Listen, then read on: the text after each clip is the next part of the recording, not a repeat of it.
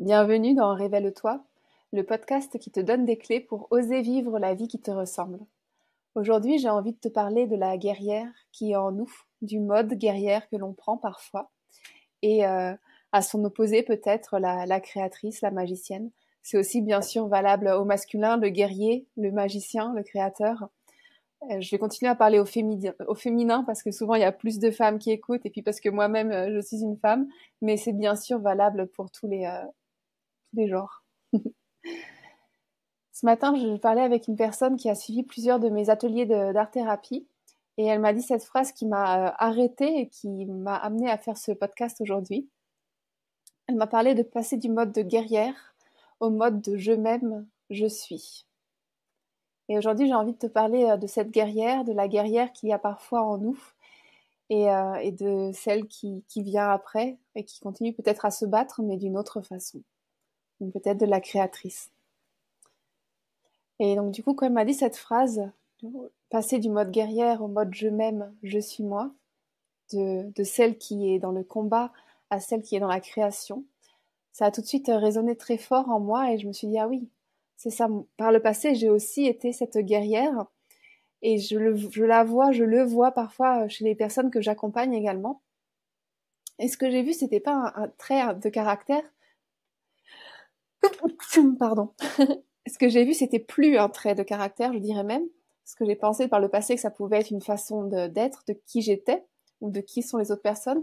Mais là, ce que j'ai vu aujourd'hui, c'est un écho d'un événement passé, un écho d'un traumatisme, un écho d'un événement bouleversant.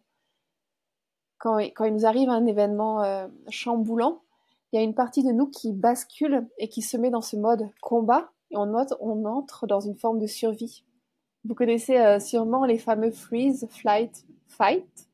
On se fige, on fuit, on combat. Et dans le combat, dans le fight, pour moi, c'est là où il y a la guerrière.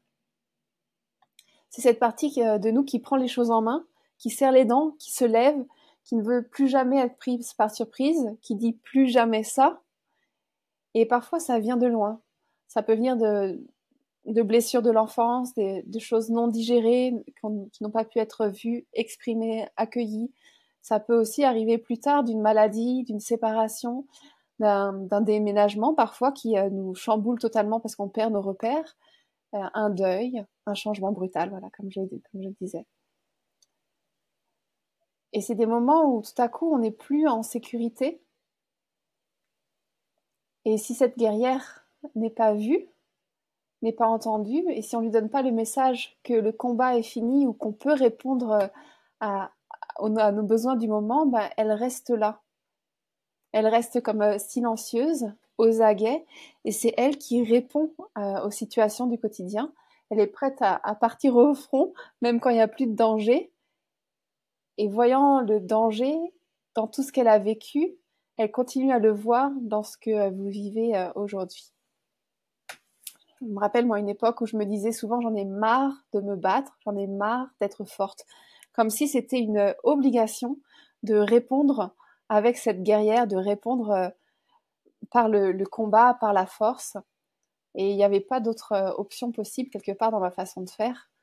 Je ne voyais que cette possibilité. Je ne sais pas si ça vous parle, si vous vous êtes déjà dit ça, si vous avez déjà eu cette sensation d'être obligé d'être fort, obligé d'être forte, de ne pas pouvoir poser les armes, de devoir serrer les dents, de devoir déjà. Il y a quelque part, il n'y a plus le choix d'être dans une obligation de faire, quel que soit ce que vous pensez que vous devez faire.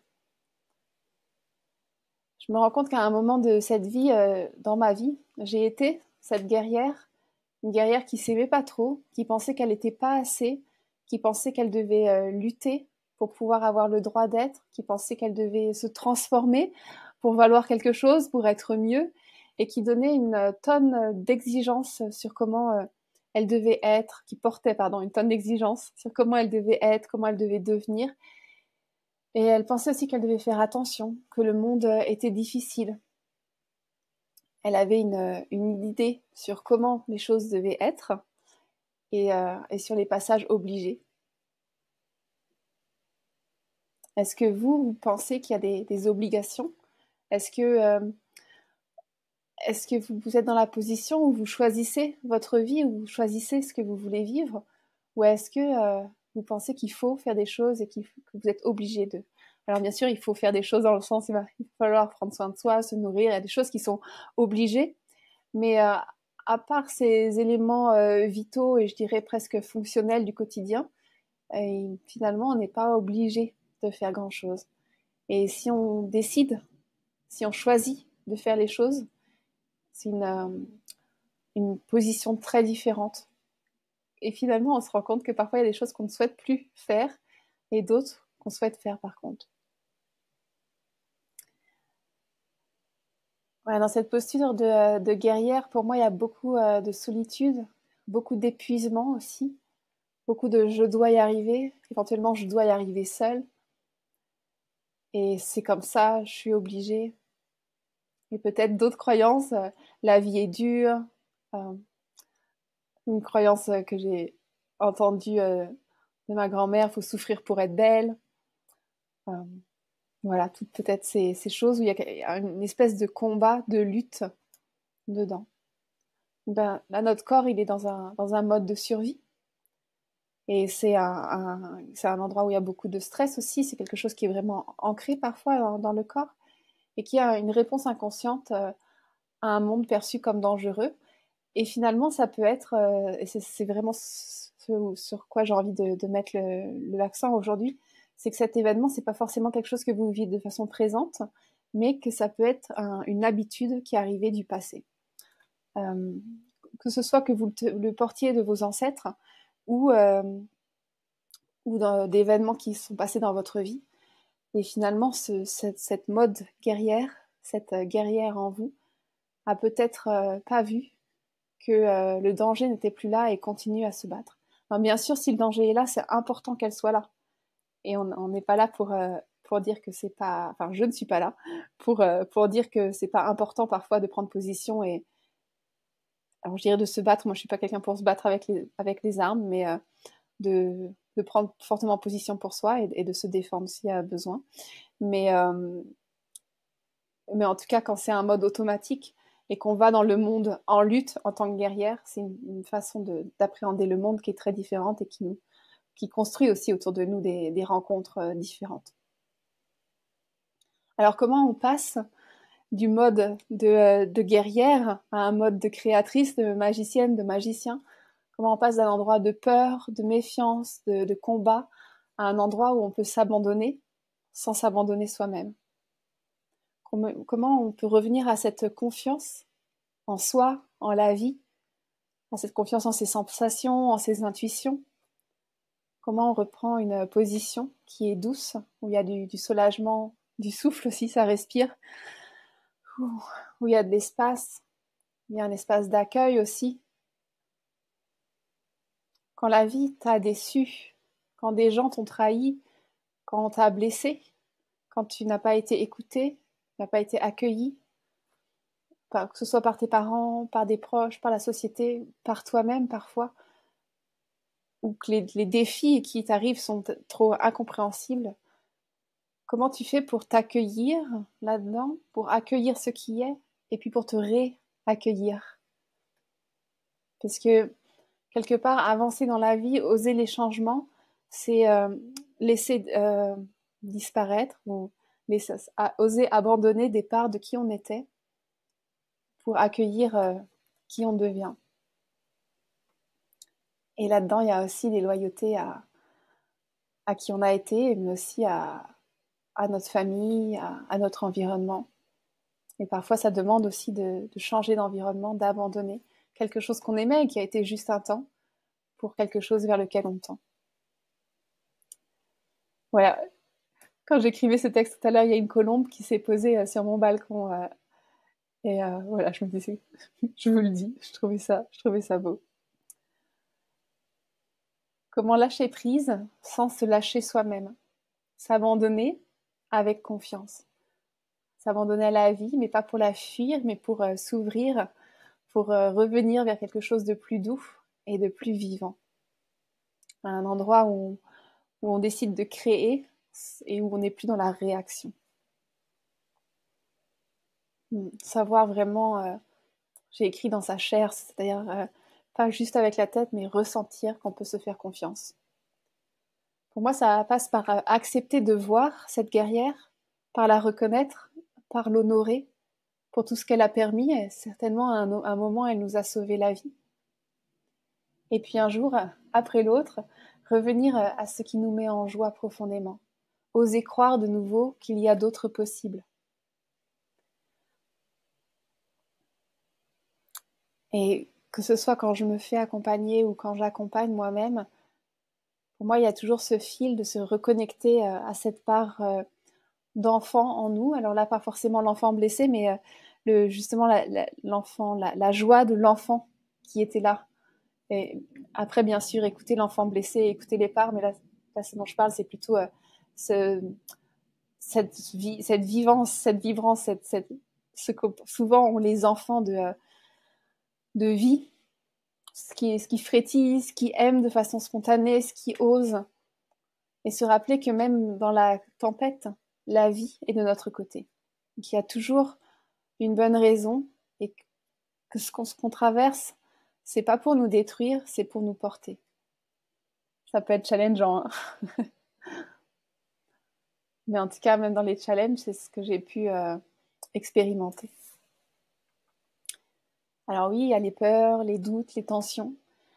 Et peut-être que c'est aussi des échos de cette guerrière. Et c'est OK. Aujourd'hui, il n'y a plus de danger.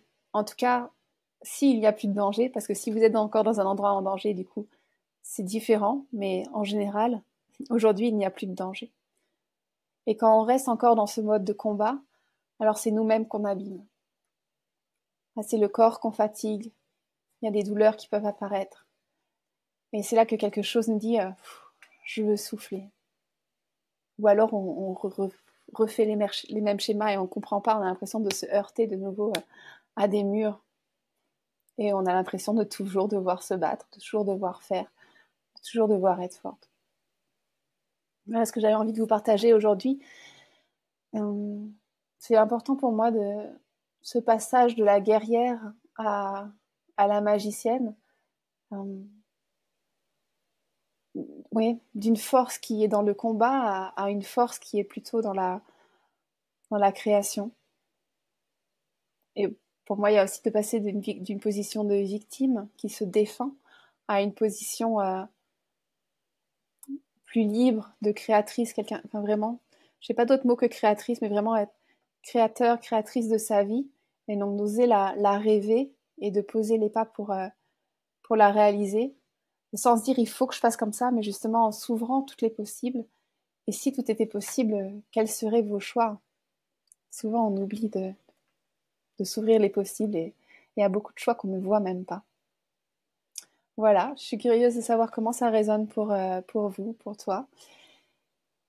C'est avec plaisir si tu veux me partager les échos de ce podcast, j'en serais ravie. Est-ce que toi aussi tu reconnais un guerrier, une guerrière en toi? Et peut-être qu'est-ce que tu aurais besoin d'entendre de la part de ton guerrier, de ta guerrière aujourd'hui? Peut-être que elle ou il y a un message pour toi. Et qu'est-ce qu'il aurait besoin, qu'est-ce qu'elle aurait besoin pour poser les armes avec confiance. Et pour les reprendre s'il y a un danger, mais en tout cas, quand il n'y a pas de danger, pour poser les armes. Je te remercie pour ton écoute. Je t'invite à partager ce podcast si ça a résonné pour toi. Peut-être que ça pourra résonner avec des personnes que tu connais et les aider à devenir créateurs de leur vie plus que réacteurs et en guerre. Et oui, si tu as envie, je propose souvent des ateliers et je vais créer un atelier sur ce thème parce que ça m'a beaucoup touchée. Je pense que c'est un thème important. Voilà, tu peux aussi t'inscrire à ma newsletter et comme ça, tu seras au courant de tous les ateliers que je propose. Puis voilà, je te souhaite une belle journée, une journée d'exploration peut-être, et à bientôt. Au revoir. Ah oui, tous les infos sont sous le podcast, tous les liens. Sinon, tu m'envoies un message.